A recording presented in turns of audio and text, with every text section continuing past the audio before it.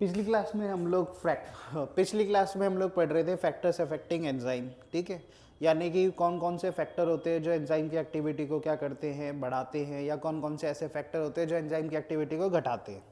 तो हमने कुछ फैक्टर्स के बारे में पढ़ा था, जैसे फॉर एग्जांपल सबसे पहले हमने पढ़ा था सबस्ट्रेट का कंसंट्रेशन। सबस्ट्रेट मतलब जो सब्सटेंस है जिसे एंजाइम कैटेलाइज कराता है, ठीक है, जिसकी रिएक्शन में रेट ऑफ स्पीड बढ़ाता है, ठीक है।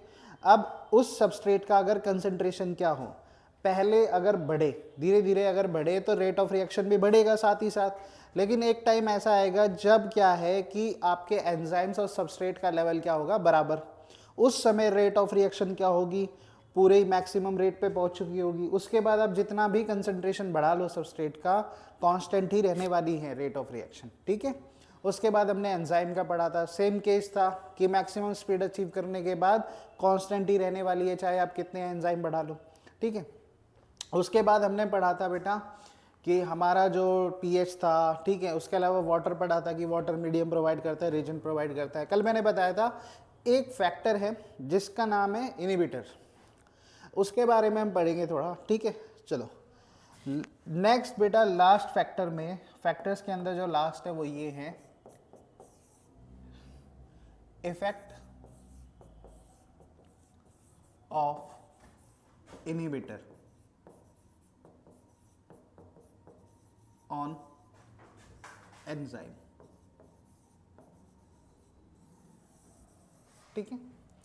इफेक्ट ऑफ इनिबिटर और एंजाइम का मतलब है बेटा कि कुछ इनिबिटर यानी कि कुछ ऐसे सब्सटेंसेस होते हैं जो एंजाइम की एक्टिविटी को क्या करते हैं, रोकते हैं, ठीक है। एंजाइम को एक्ट करने से रोकते हैं, ठीक है।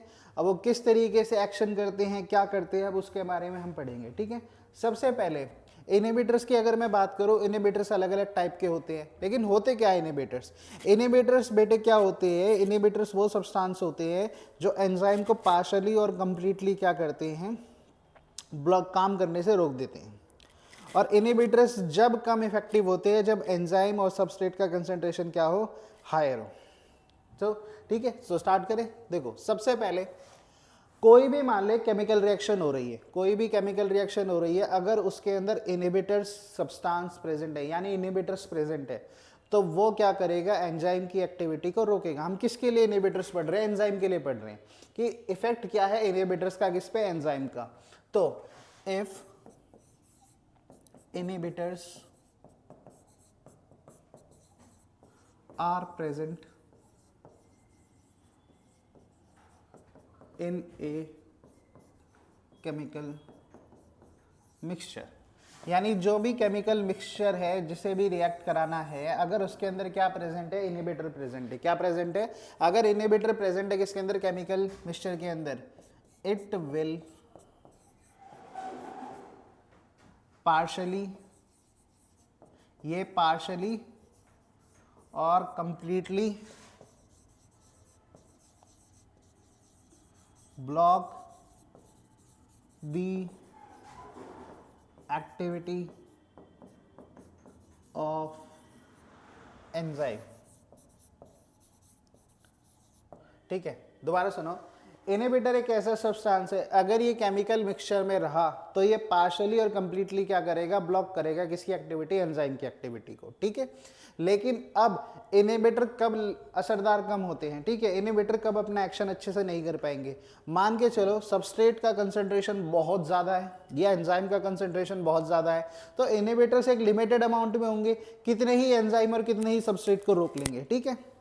तो inhibitors are less effective, inhibitors कैसे होते हैं बेटे, लेस इफेक्टिव होते हैं। कैसे होते हैं? Inhibitors are less effective if the concentration, if the concentration of substrate and enzyme is higher। अगर कंसंट्रेशन है सबस्ट्रेट का ठीक है। कंसंट्रेशन यानी कि जो सबस्ट्रेट का अमाउंट है और एंजाइम का अमाउंट है, अगर वो बहुत ज़्यादा हो, ठीक है, हायर हो, तो वो आपके एंजाइम जो इनिबिटर से जो अफेक्ट करते थे, ठीक है, रोकते थे। इनिबिटर का मतलब एक तरीके से हिंदी में बेटे रोकथाम, ठीक है, स्टॉप करना। क्या करना? स्टॉप करना, रोकथाम लगाना। किस पे? एंजाइम के फंक्शन पे। अब ध्यान से सुनो, अगर कंसंट्रेशन ज्यादा है किसका? सबस्ट्रेट का और एंजाइम का, ठीक है, तो इनहिबिटर्स जो होंगे वो लेस इफेक्टिव होंगे, नहीं अच्छे से इफेक्ट कर पाएंगे, क्योंकि अगर एंजाइम का ज्यादा है तो एक लिमिटेड नंबर ऑफ एंजाइम को इनहिबिट कर पाएंगे, जबकि इनका कंसंट्रेशन अगर ज्यादा होगा तो क्या होगा बेटे, अच्छे तरीके से ये सारे एंजाइम्स को ब्लॉक नहीं कर पाएंगे, रिएक्शन पूरी होके रहेगी, ठीक है, इसलिए लेस इफेक्टिव है। उसके बाद अगर हम बात करें इनहिबिटर्स है बेटे, 3 टाइप के इनहिबिटर्स होते हैं, ठीक है, 3 टाइप के इनहिबिटर्स होते हैं कॉमनली एंजाइम के ऊपर जो काम करते हैं। सबसे पहले होते हैं बच्चों कॉम्पिटिटिव इनहिबिटर्स। कौन से? कॉम्पिटिटिव इनहिबिटर्स, ठीक है। दूसरे होते हैं बेटा non competitive inhibitors.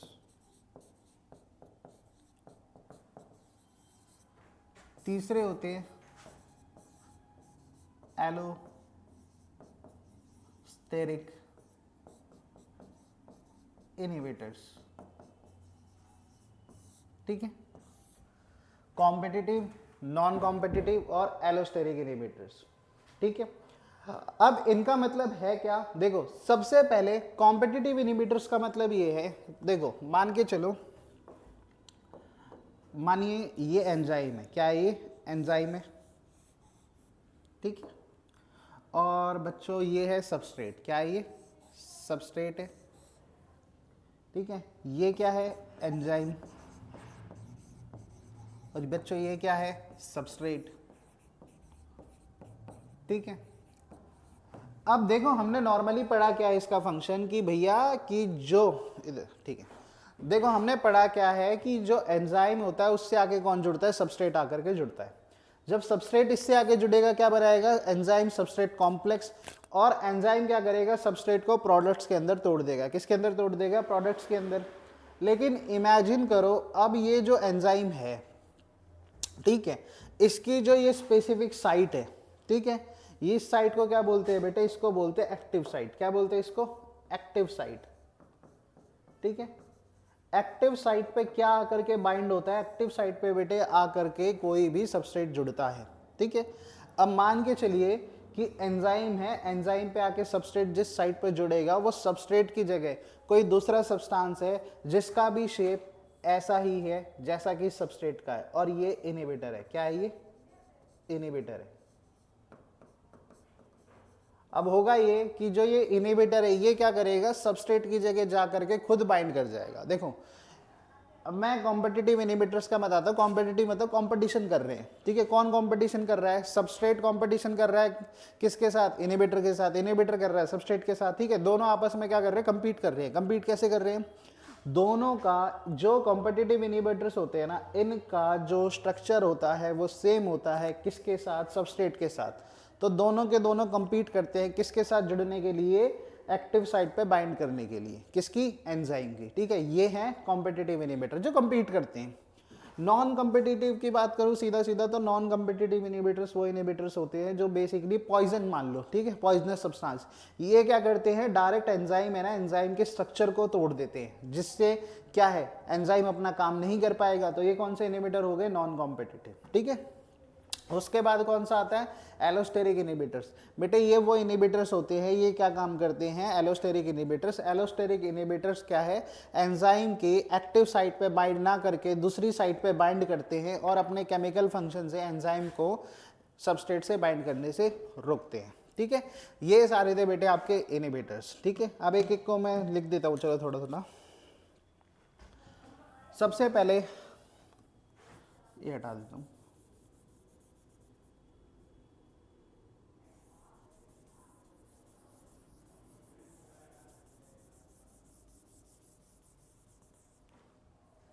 First is competitive inhibitors. Competitive inhibitors क्या होते हैं बेटा? Competitive inhibitors, these inhibitors have same structure. In inhibitor का क्या होता है? सेम स्ट्रक्चर होता है। सेम स्ट्रक्चर लाइक किसकी तरह? सबस्ट्रेट की तरह। और ये दोनों they both compete for binding. ये दोनों compete करते हैं बाइंड करने के लिए at active site of enzyme. इसे बोलते हैं कॉम्पिटिटिव इनिबिटर्स। क्या बोलते हैं इसे? Competitive inhibitors. ठीक है, ठीक है। चलो अब नेक्स्ट है नॉन कॉम्पिटिटिव इनिबिटर्स। अब जो नॉन कॉम्पिटिटिव इनिबिटर्स होते हैं ये किसकी तरह होते हैं? पॉइजन की तरह। दीज आर लाइक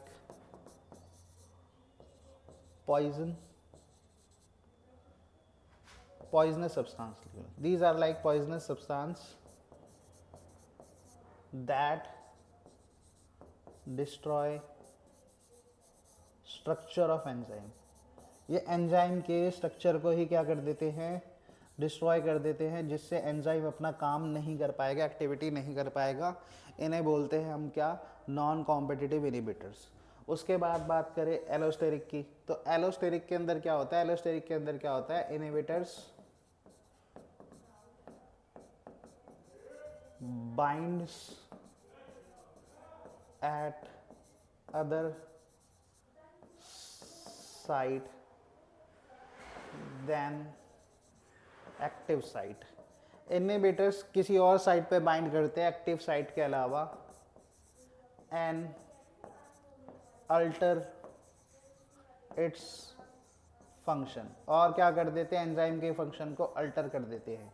ये कौन से इनिबिटर होंगे? ये होंगे एलोस्टेरिक इनिबिटर्स। कौन से इनिबिटर होंगे बेटा? ये होंगे एलोस्टेरिक इनिबिटर्स। ठीक है, इनको अच्छे से एक बार लिख लो जल्दी जल्दी।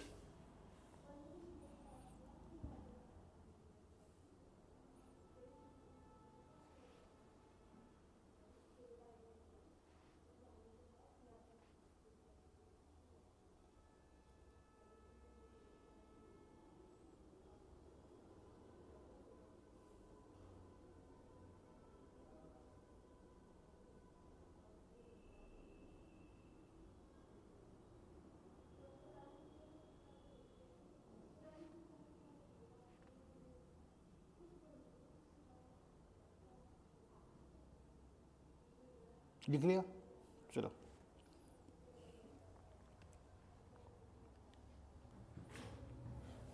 चलो बेटे, नेक्स्ट टॉपिक है, इसकी हेडिंग है, ठीक है, एंजाइम ही पढ़ रहे हैं। नेक्स्ट इसके अंदर टॉपिक है specificity of enzyme. Specificity of enzyme. देखो इसका मतलब क्या है, पहले ये समझो। कई बार ये बड़ा है स्पेसिफिक स्पेसिफिक स्पेसिफिक, तो इसका मतलब ये है कि देखो एंजाइम जो होता है ना, वो बेटे स्पेसिफिक मॉलिक्यूल को ही क्या करता है? स्पेसिफिक मॉलिक्यूल को ही कैटेलाइज कराता है। बेसिकली जो मैं पिछली क्लास में कहते आ रहा हूँ, मान लो एक एंजाइम है जो प्रोटीन्स को ब्रेक डाउन करता है बेटा, प्रोटीन्स की रेट ऑफ रिएक्शन बढ़ाता है, ठीक है, प्रोटीन्स को कैटेगोलाइज करने में हेल्प करता है। अब इमेजिन करो, अब जो प्रोटीन वाला एंजाइम है वो प्रोटीन को ही तो कैटेलाइज कराएगा, प्रोटीन की ही रेट ऑफ रिएक्शन को तो बढ़ाएगा। अब जो प्रोटीन वाला एंजाइम है, प्रोटीन को ब्रेक करने वाला एंजाइम है, वो जा करके फैट को तो ब्रेक करेगा नहीं।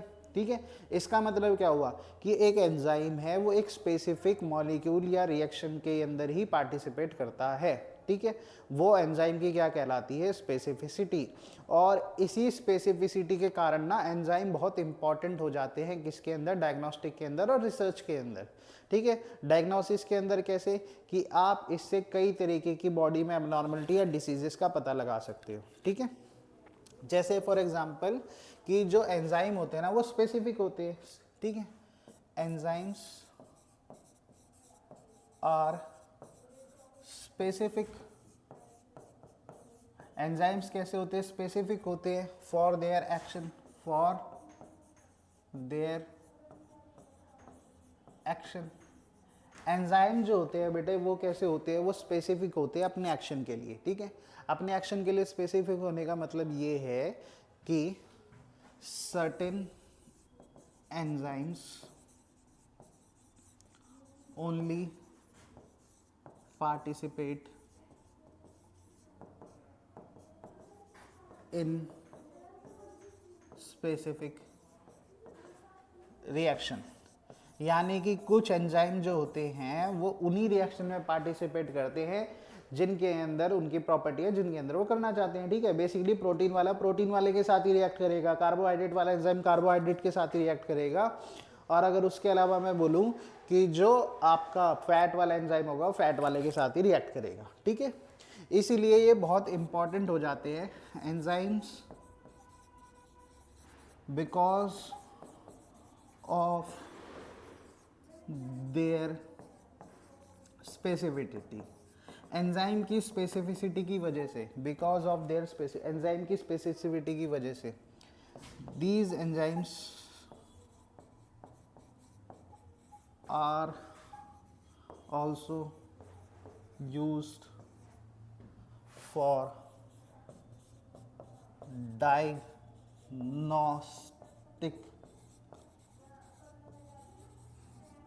पर्पसेस, ठीक है। इन एंजाइम को डायग्नोस्टिक पर्पस की तरह भी यूज़ किया जा सकता है, डायग्नोस्टिक के लिए, ठीक है, किसी बीमारी का वगैरह का पता लगाने के लिए, ठीक है। लिखो फटाफट। अच्छा लिख लिया, चलो नेक्स्ट देखो। अब ये स्पेसिफिसिटी कितने टाइप की है, ये स्पेसिफिसिटी 4 डिफरेंट टाइप की स्पेसिफिसिटी होती है, खासकर 4 डिफरेंट टाइप ऑफ स्पेसिफिसिटी। एक मिनट बेटा, 4 different type of specificity of an enzyme, ठीक है। तो कैसे 4 डिफरेंट टाइप की स्पेसिफिसिटी किसी एंजाइम की, देखो ध्यान से। सबसे पहले कौन सी स्पेसिफिसिटी होगी, सबसे पहली होगी, मान के चलो, absolute specificity. Absolute specificity, absolute specificity का मतलब सीधा सीधा बेटा ये है कि ये जो स्पेसिफिक एंजाइम होगा ना, ये केवल उसी मॉलिक्यूल से या उसी केमिकल से रिएक्ट करेगा या कैटेलाइज कराएगा या उसके साथ ही रिएक्शन करेगा जो वो स्पेसिफिक के लिए बना हुआ है, ठीक है। मान लो प्रोटीन वाला है तो प्रोटीन मॉलिक्यूल के साथ ही रिएक्ट करेगा, ठीक है, और किसी दूसरे मॉलिक्यूल के साथ रिएक्ट नहीं करेगा। ये एब्सोल्यूट भी मतलब बेसिकली मेरा ये स्पेसिफिक, ये एंजाइम ये कहता है कि मेरा ये स्पेसिफिक काम है, मैं यही काम करूंगा बस, ठीक है। उसके बाद दूसरा है बेटे ग्रुप स्पेसिफिसिटी, ठीक है। ग्रुप स्पेसिफिसिटी, ग्रुप स्पेसिफिसिटी का सीधा सीधा मतलब ये होता है बेटा कि जो पर्टिकुलर ग्रुप है या फंक्शनल ग्रुप है, ठीक है, मान लो कोई केमिकल का ग्रुप है, जैसे फॉर एग्जांपल ना प्रोटीन में पेप्टाइड बॉन्ड होते हैं, या फिर प्रोटीन के अंदर जो बॉन्ड है जिन केमिकल से बना हुआ, अगर ऐसा ही बॉन्ड किसी और दूसरे केमिकल में हो, प्रोटीन के अंदर ना हो, तो बेटे उसको भी एंजाइम क्या करेगा, ब्रेक डाउन करेगा, उसके अंदर भी एंजाइम कैटलिस्ट का काम करेगा। इसका मतलब ये है, ये एक मॉलिक्यूल से नहीं होता, ये ग्रुप से काम करता है। यानी कि अगर इसको वो केमिकल स्ट्रक्चर किसी एक मॉलिक्यूल में दिखा या किसी दूसरे में दिखा या किसी और मॉलिक्यूल में दिखा, वो उसे ब्रेक करेगा, ठीक है। ये है ग्रुप स्पेसिफिसिटी। क्या है ये? Group specificity. उसके बाद दो और है बेटा, एक है लिंकेज और एक है स्टीरियो केमिकल स्पेसिफिसिटी। जो लिंकेज है वो बॉन्ड को टारगेट करेगी, ठीक है, और जो स्टीरियो केमिकल है वो किस पे करेगी, जो भी केमिकल स्ट्रक्चर बनाया ना, जो आइसोमर वगैरह बना हुआ है, ठीक है, उस पे करेगी, ठीक है। अच्छा एक सेकंड, अच्छा लिखा नहीं, ठीक है। देखो सबसे पहले एब्सोल्यूट स्पेसिफिसिटी, ग्रुप स्पेसिफिसिटी, तीसरा कौन सा था, लिंकेज स्पेसिफिसिटी। कौन सा था? Linkage specificity. चौथा क्या था? Stereo chemical specificity. ठीक है, एक एक के बारे में अब लिखते हैं। सबसे पहले जो एब्सोल्यूट स्पेसिफिसिटी है, इसका सीधा सीधा मतलब क्या है कि ये एक स्पेसिफिक मॉलिक्यूल के साथ ही रिएक्ट करेगा। ठीक है, catalyse only one specific molecule, कि एक ही स्पेसिफिक मॉलिक्यूल को, जो एक स्पेसिफिक मॉलिक्यूल होगा उसी को कैटेलाइज करेगा, किसी और को नहीं करेगा। ग्रुप का मतलब है कैटेलाइज वन फंक्शनल ग्रुप, मतलब एक फंक्शनल ग्रुप होगा ना कोई, उसको रिएक्ट करेगा, चाहे वो फंक्शनल ग्रुप किसी भी रिएक्शन में हो। Catalyse one functional group in different chemical reaction, in different chemical reaction, अलग अलग डिफरेंट केमिकल रिएक्शन हैं, उनके अंदर क्या करेगा, ठीक है, उनके अंदर जो वो पर्टिकुलर ग्रुप है ना, जो केमिकल है, उसी को टारगेट करेगा, चाहे रिएक्शन कोई भी हो, प्रोटीन वाली हो, कार्बोहाइड्रेट वाली हो, फैट वाली हो। Linkage specificity, catalyse the bond in A reaction, किसको कैटेलाइज करता है ये, बॉन्ड को। जो भी बॉन्ड के अंदर जो भी आपके बॉन्ड्स है किसी रिएक्शन के अंदर, उन बॉन्ड को तोड़ने का काम करता है ये। लिंकेज बोलते हैं, लिंकेज का मतलब है बॉन्ड्स, जो दो केमिकल मॉलिक्यूल्स को आपस में जोड़ते हैं ना, उनको तोड़ने का काम करता है, ठीक है, उनको कैटेलाइज करवाता है। स्टीरियोकेमिकल स्पेसिफिसिटी है कैटेलाइज ओनली स्पेसिफिक आइसोमर्स, जो स्पेसिफिक आइसोमर्स है, केमिकल स्ट्रक्चर बने हुए हैं ना, स्ट्रक्चर जो स्पेसिफिक स्ट्रक्चर है, केवल और स्ट्रक्चर के आधार पे, यानी कि जो स्पेसिफिक स्ट्रक्चर बना होगा ना केमिकल का, उसी को ये क्या करेगा, कैटेलाइज करेगा। ये किसके बेसिस पे स्पेसिफिसिटी थी, स्टीरियो केमिकल स्पेसिफिसिटी थी। ठीक है, तो ये था बेटे स्पेसिफिसिटी ऑफ एन एंजाइम। ठीक है, लिख लो एक बार फटाफट, जल्दी लिखो बेटा एक बार।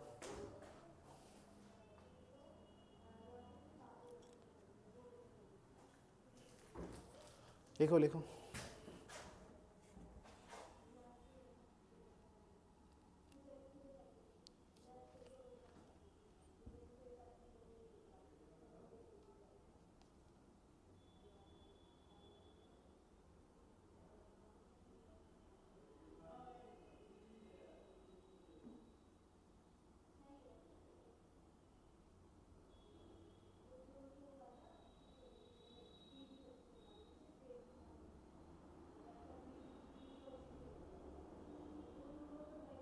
ठीक है, लिख लिया, चलो।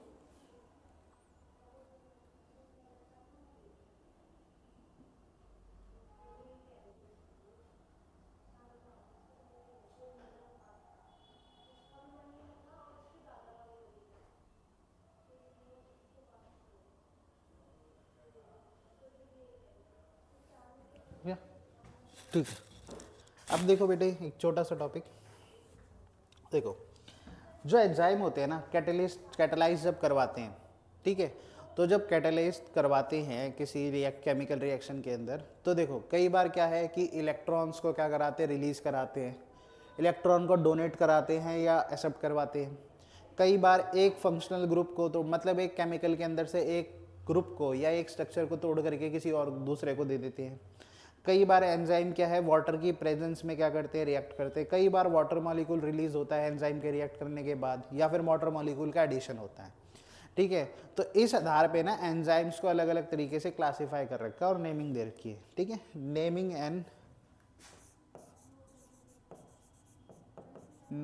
एंड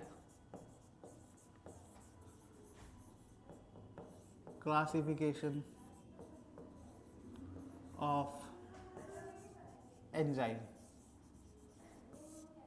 सबसे पहला है ट्रांसफर ऑफ इलेक्ट्रॉन्स। इलेक्ट्रॉन्स के ट्रांसफर के बेसिस पे कौन कौन से एंजाइम होते हैं, ठीक है, उनको क्या नाम दिया गया है। देखो ट्रांसफर ऑफ इलेक्ट्रॉन्स, यानी इलेक्ट्रॉन्स को ट्रांसफर करने के बेसिस पे, इलेक्ट्रॉन को रिलीज करना, एक्सेप्ट करना, ठीक है, एक जगह से दूसरी जगह इलेक्ट्रॉन्स है ना वो ट्रांसफर हुए हैं, तो उस बेसिस पे जो होते हैं एंजाइम उनको ऑक्सी रिडक्टेस कहते हैं वैसे तो, ठीक है। या फिर एंजाइम के एग्जाम्पल है ऑक्सीडेस एंजाइम, ठीक है, रिडक्टेस एंजाइम, उसके अलावा डीहाइड्रोजिनेस,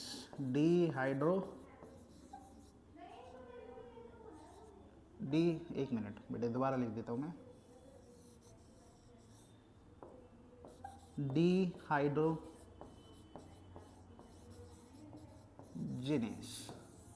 ठीक है।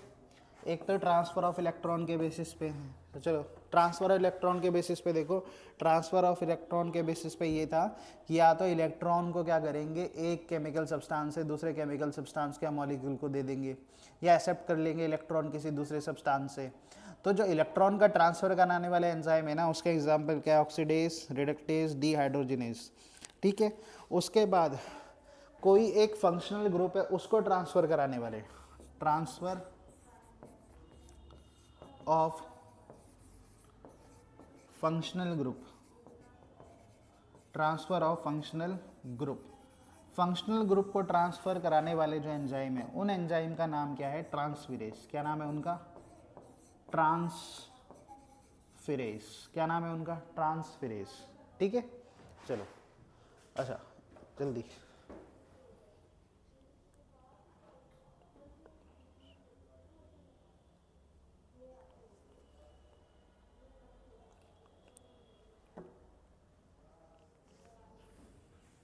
हो गया, जल्दी लिखो, ठीक है। चलो नेक्स्ट, सेकंड था ना, ठीक है।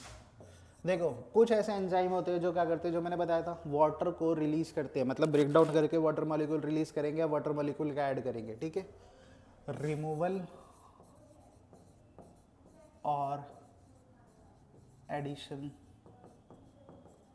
ऑफ वाटर, ठीक है।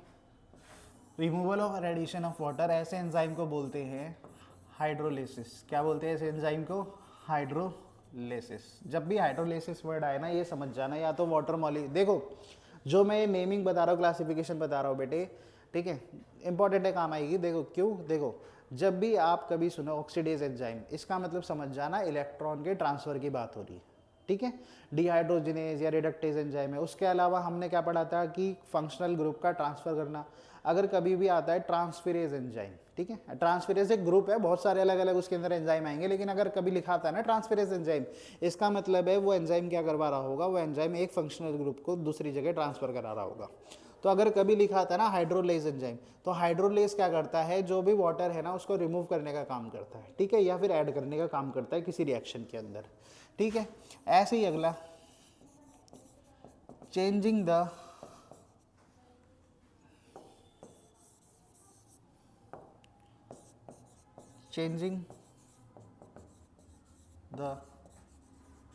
केमिकल, जो केमिकल्स का बना हुआ स्ट्रक्चर है ना उसको अगर चेंज करना है, जैसे कि मान लो एक तरीके से स्ट्रक्चर बना हुआ है केमिकल्स का, अगर उसको चेंज करना है, ठीक है, केमिकल वही रहेंगे, अमाउंट वही रहेगा, बस स्ट्रक्चर चेंज हो जाएगा। तो स्ट्रक्चर को चेंज कराने वाले जो एंजाइम है उसका एग्जांपल है आइसोमेरेज। क्या नाम है उसका, आइसोमेरेज, ठीक है। देखो जल्दी बेटा, एक लास्ट बचा है बस, चलो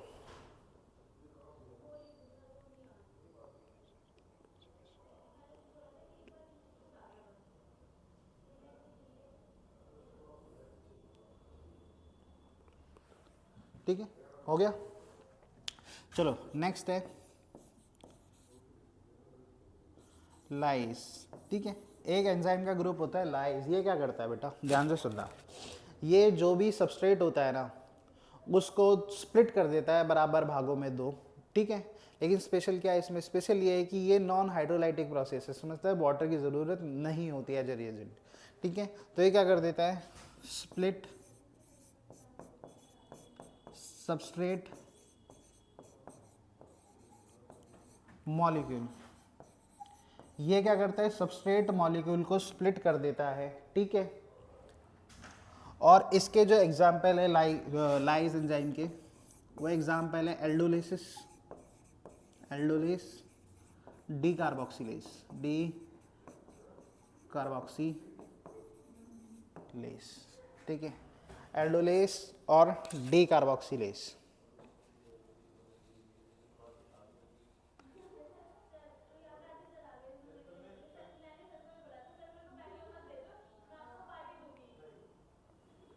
हो गया।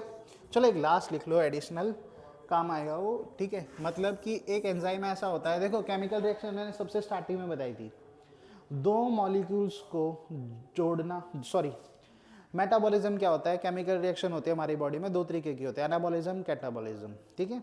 कैटाबॉलिज्म के अंदर क्या करते हैं, एक लार्ज मॉलिक्यूल है ना उसको स्मॉलर मॉलिक्यूल में तोड़ते हैं। एनाबॉलिज्म में क्या करते हैं, स्मॉलर मॉलिक्यूल को जोड़ते हैं और एक लार्ज मॉलिक्यूल बनाते हैं। तो एक एंजाइम का लास्ट फंक्शन ये भी है बेटा कि दो मॉलिक्यूल है या दो ग्रुप है ना उनको जोड़ देता है, ठीक है। ज्वाइनिंग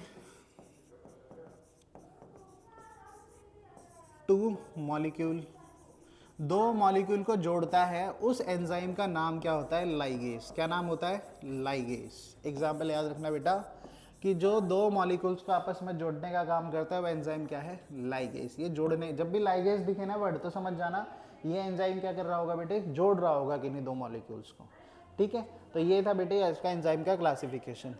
नेक्स्ट अब इसका एक टॉपिक रह गया, जैसे इसमें था ना बात हुई थी डायग्नोस्टिक, तो नेक्स्ट में क्लास में आपको बताऊंगा कौन कौन से एंजाइम से हमें पता चलता है बॉडी में कौन से ऑर्गन में डैमेज हुआ है। आपने वो टेस्ट सुने KFT LFT, kidney function test, liver function test, तो उसके अंदर हम इनके बारे में चर्चा करेंगे, ठीक है। उसके बाद हम इसके बारे में पढ़ेंगे कि हमारी बॉडी के अंदर जो डाइजेशन होता है ना फूड्स का, फिर ये ओवर हो जाएगा। चलो ऑल द बेस्ट बच्चों।